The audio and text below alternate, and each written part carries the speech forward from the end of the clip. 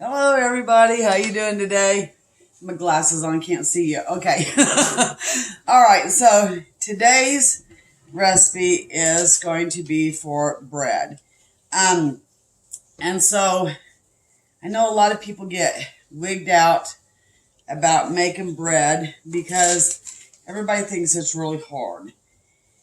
It's not really hard, except that you have to, you just have to get used to making it. Hang on a second, I gotta measure out some sugar here. I can't read and talk at the same time, forgive me.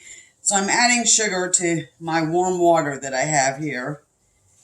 And it calls for 3.5 tablespoons, but I don't use that much, so I only put in the 3. I leave the 4th out. And then what I'm gonna put in here is 2 teaspoons of yeast. And that yeast is, of course, what's going to make our bread rise. A side note for your yeast, if you do make breads or you're going to try it, 2 1/4. I keep my yeast in the freezer. I have found that by keeping it in the freezer, it lasts a lot longer. I'm just kind of spreading this yeast around out across the top of my warm water here so it can set and activate it. I'll be able to talk better here in just a second. But bread's not near as hard to make, I think, as a lot of people think it is. The thing with making the bread is that you really just have to say, okay, I'm going to do this. I'm going to experiment with this. I'm going to see how this works out for me. Because you have to get used to the feel of the bread. And that's why it's kind of hard to, teach someone like in this scenario what it is. But I will try to do my best to explain that as I go along and the feel of it. So this video will have to be a 2-part one because I'm going to get my dough put together and everything. And then once I do that, I've got to let it rise before I can, put it back out here and get it into my loaves and stuff like that. So, but we'll go through this first section.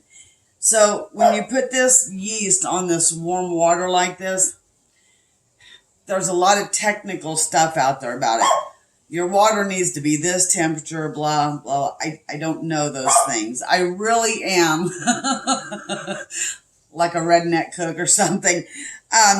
But when I get my water out of the faucet, I get as hot a water as I can. And I put that in here, and that's like 2 1/4 cups of water. And I'll put this in the directions below, or in the comments. But I get the water as hot as I possibly can get it and go ahead and put it in my bowl.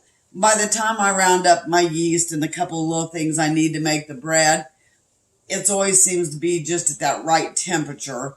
And then I put my yeast in, my sugar in there, and this will activate and it will start. At first it turns like, kind of like a muddy look to it, and then it'll start bubbling some. And then that's when your yeast is activated and it's ready for all the other stuff. So I'm doing this in my bowl just to show you how easy it is. I usually start it off in my my big mixer, but it's not necessary, especially with this recipe. Because most of this bread, you need to be able to feel it, feel the consistency of it and stuff. So we just have a few more here and then this will be ready. So while we're waiting on that, I'll tell you that I love this bread recipe for a couple of reasons. I use it, yes, to just make loaves of bread. I do that. The loaf pans that I use are double loaf pans, so they're real long.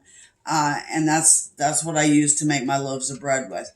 One of the other things that I love to do with this recipe is I will take it and let it rise and everything. And then instead of working it out into a loaf, then I flatten it out. I roll it out and I flatten it out and stuff.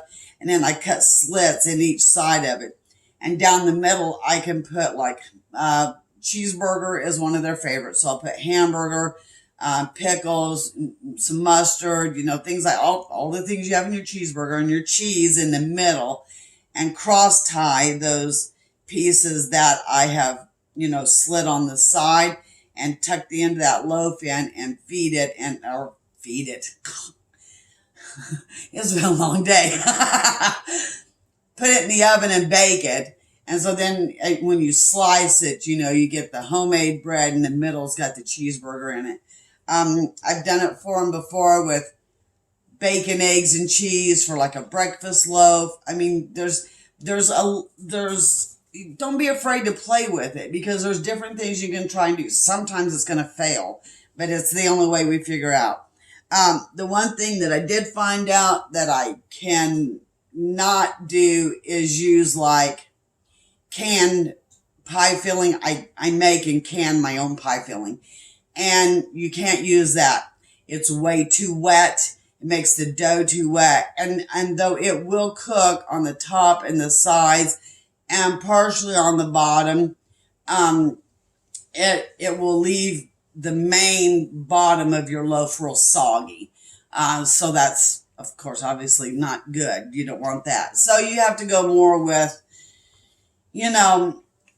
there's preparation stuff you have to do if you want to use it for vegetables, and do that. Or vegetables, fruits. I usually don't do it with fruits just because I've had such a hard time with it. Okay, so now this is all kind of bubbled up. I don't know if I'm trying to let you kind of see that in there. But I don't want to upset it either. So we've got our yeast and our sugar and our water in there. So I'm going to give it a stir just to get it, work together here. And then I'm going to add to this it calls for a tablespoon of salt. I poured it in here. I do not use a tablespoon of salt. That's too much salt for me. So probably more like half. It's kind of one of those things where I'm just like, and then I need to add in here 2 tablespoons of oil. And I like using olive oil, especially in my breads. It's a lighter oil, and it works really well. So we're going to get this 2 tablespoons in here. All right, we got that in.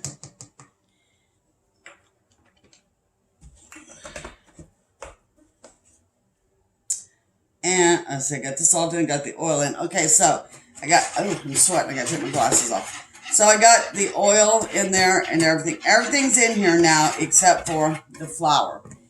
And I've got to make some room here, because I really, really do make an atrocious mess when I make flour or bread. Oh my goodness, I can't talk today. Oh my. Okay, so I'm scooting all my stuff back here so I have plenty of room. So this recipe is going to call for 6 1/4 to 6 3/4 cups of flour. You need to follow that. It's a good guideline to go by when you first start trying to make this.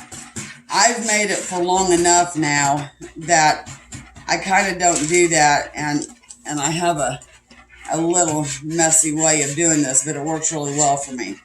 So I'm just putting in some flour, and I'm working it in slow here, just getting it built up. So now we're getting to more of a white, not so muddy looking now. And so I'll just add some more of this in here. What I'm going to do is try to get, sometimes recipes will say get this to a soft dough or something like that. That might kind of be what it is, but I still leave it a bit runny, because what I'm going to do here in a minute is I'm just going to put all my flour out on the table. It's what I like to do. I put it out and I kind of make like a well, and then I work it in from there. So that works out real well for me. Okay. And so I just need to sit here and do this until I get this to the consistency that I want it to be. And if you're gonna start making breads a lot and things like that, for people in my area, Windsor is a great place to go and buy this stuff. If you're not in my area, if you can find an Amish or a Mennonite store, that's where I get all my stuff. And so instead of using like an all-purpose flour for my bread, I can buy an actual bread flour. I do buy my flour and stuff like that there in 50-pound bags.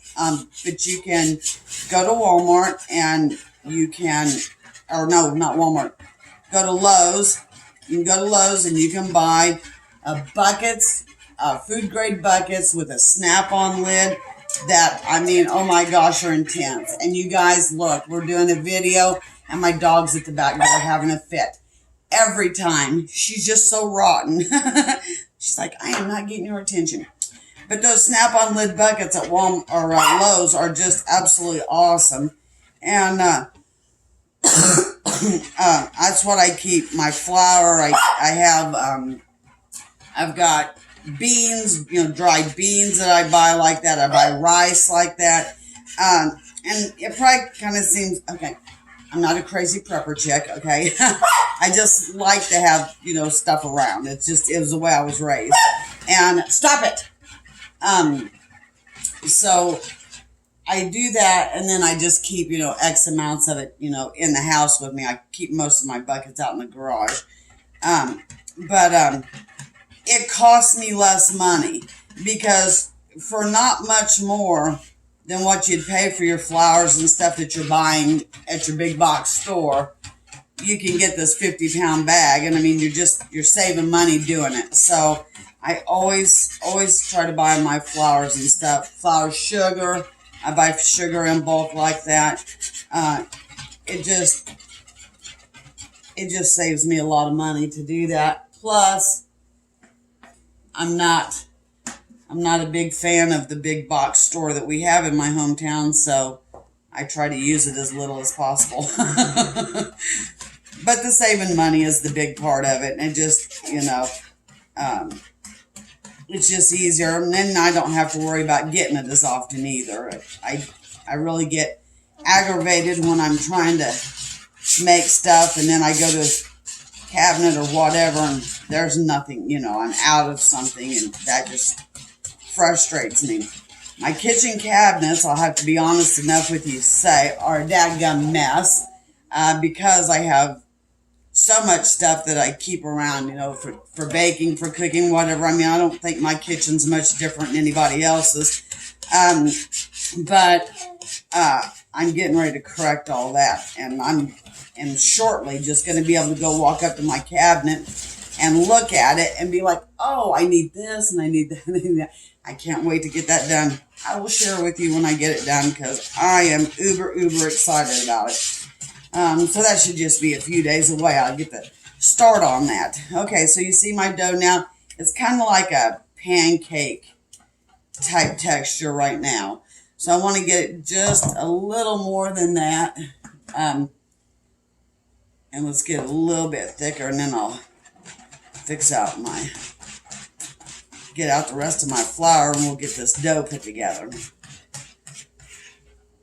The reason I try to do a lot of my recipes like this by hand is because I don't want people to think, well, I don't have a KitchenAid mixer, or I don't have, blah, blah, blah. So I can't do that recipe. You don't need it. Age has gotten me to where I use my mixer more than I used to, just because at level 53, sometimes I'm just tired and I just don't feel like it, so, but absolutely can be done. So you see now it's a thicker, kind of a real, maybe like a paste type, consistency to it. And I know it's one of the worst things in the world to do is walk away from the camera, but I forgot something, so I'll be right quick back.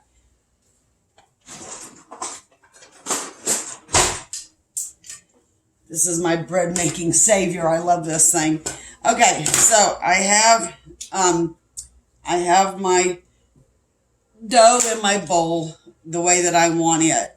So what I'm going to do now is I'm going to set out the rest of my flour that I need here to start getting this going.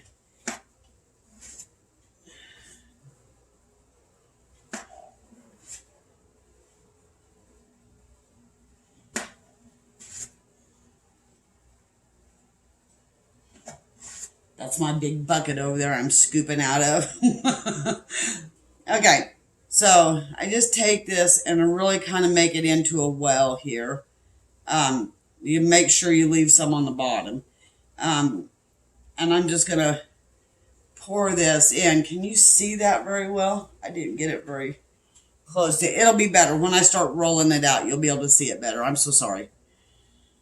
I'm still trying to get used to camera angles here. I need to hire a crew, I guess, because my skills are lacking.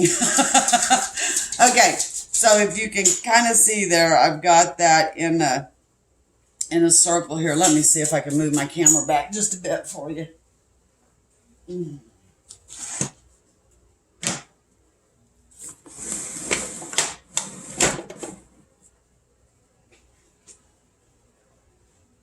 Oh, that works a little bit better, but it's about as far away from me as I can get it. Okay, so I have this all up in here, and I've made it into like a little well.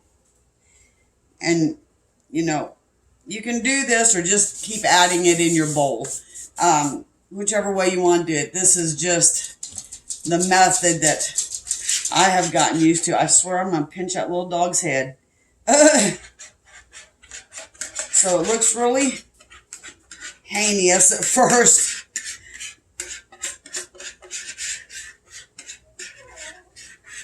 Pixie, you have to wait. Mommy's making bread. You have to wait till I'm done making bread. None of the rest of them will come out because they're afraid I'll scream at them. Because I'm making a video. Okay. All right, so I got it in here. And that's why I love this thing. I'm just going to take this and start folding this flour into it. And now the cats are mad. My goodness. All the animals having fist day. Snow days, they don't know what to do with themselves. And I know, like I said, I know this looks atrocious. So, if do yours in a bowl, especially if messes bother you. But you'll be surprised when I get done with how little mess there will actually be. But I like doing this process because I'm just folding this in real nice and slow here. Overworking your dough or beating your dough up and stuff can cause you to have some problems. So I just like to do it nice and slow. So I'm still pulling up the flour that was in the bottom there that I left down for a base because I don't want it to stick. And so I'm just going to keep folding this in. You see now how it's starting to get a consistency to it. And it's not running around my table so much now like it was. And it's just a technique that I've developed that works for me when making bread. And you'll find the same thing when you start making it, you'll have techniques that work for you and maybe don't work for somebody else. The other thing that's fun is it's kind of like playing with your food. Mom always told you don't play with your food. But we can play with this. See how that's starting to work in there now? And see, I can pick it up. It's stringy at this point, but I can pick it up. And so I'm just going to knead this flour into it. And it's a feel of the flour. You can tell when you're doing that. I guess someday I ought to have some of you out and have you make loaves of bread with me, and that'd be easier way to teach you. So see, I can tell them now. See how it's crumbly here? It's about got all the flour in it needs. So I just scoop the bulk of my flour back, and this way I can sit here and work it in. Then if it starts getting tacky or sticky on me, I can just reach out there and pick up some more flour. We got to and let me tell you what, if you think you're in good shape and stuff, you make a loaf of bread and you'll find out. First time I made a loaf of bread, I told my husband, I said, I need to start doing arm workouts because boy, oh boy, that's a job right there. But it's worth it in the end. My family gets excited when I have made bread for them and stuff. They love homemade bread. Now, sometimes when I make this recipe too, and it causes you to do an adjustment in your flour, so I would suggest you make regular bread a few times first, and see what you got there. I guess the dog hit my camera now I'm tilted. Is to make your bread a couple times first, and then you can start tweaking with it some and working with it. Boy, they just about did knocked it off. Hang on.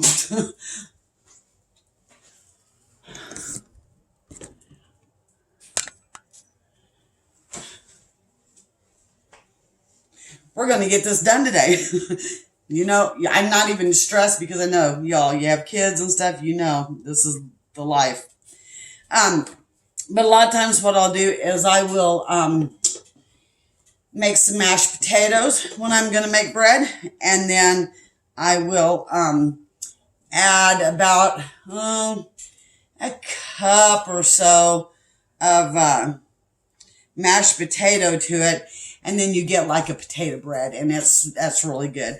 It's probably not the technical recipe for making potato bread, but it works, and it is a soft bread, and my gosh, it is delicious. Okay, so I'm getting this worked in. Like I said, we're about to the done. I got to stand up. But I'm about to get this kneaded out the way I need it. Knead it. We're just going to use that word a lot. And then I'm going to take a bowl and I'm going to put just a little bit of olive oil in it and let it set. I have to let it double its size. So in my house, I usually just sit on top of my stove because, you know, the pilot light's always going in there. So that way there's warmth coming up from there, and it will help me to get my dough to rise a little faster. So, we'll work with this. There we go. We've got it worked out into a ball. Oh, need to work it there a little bit more. Hang on a soft spot. This is what happens. You're working with it and you see a spot. You want it, mine, you know, I want it to be smooth. It looks real smooth. There you go. And you put that ball together like that. So, there is the ball. Our bread dough, and this is now going to have to rise, and with it being winter like this and stuff, it could take an hour or so, but I will finish this up, I get it risen, and then I'll come back and we'll taste some homemade bread. But I will do a short video and show you what it looks like risen, you know, and stuff like that, and how I prepare my pans. So I don't know, it might have to be a 3-part. Bread takes a little bit to make. All right, you all have a great day, and I'll see you back here in a few minutes.